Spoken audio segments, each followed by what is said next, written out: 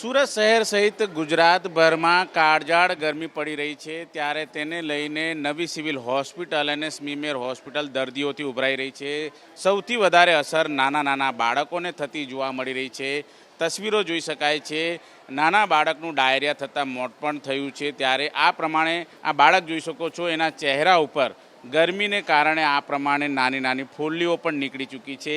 સૌથી વધારે જે નાના બાળકો છે તેને અસર થઈ રહી છે. ત્યારે वाली साथे बातचीत करीશું. क्या हुआ है बच्चे को?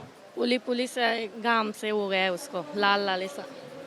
इसकी वजह से रोता है बहुत। हाँ, गर्मी बहुत, इसकी वजह से वो रोता है। इसके कितने समय से हुआ है? 2-3 दिन से गर्मी की वजह से हुआ है। बस अभी यहाँ कहाँ आए आप? सिविल हॉस्पिटल दिखाने के लिए। पहले कहीं दिखाया था आपने? नहीं, इधर ही लाए अभी, पहले नहीं दिखाया।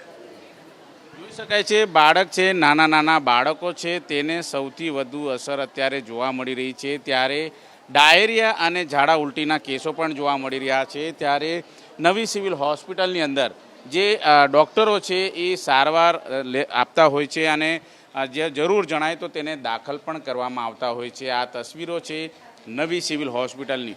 સૌથી વધારે નાના નાના બાળકો છે તેને અત્યારે અસર જોવા મળી રહી છે. ત્યારે સુરત શહેરમાં ખાસ કરીને ગરમીના કારણે લોકો અત્યારે હાલ, જો પરમ દિવસની વાત કરીએ તો કુલ 10 લોકોના શંકાસ્પદ મોત થયા હતા.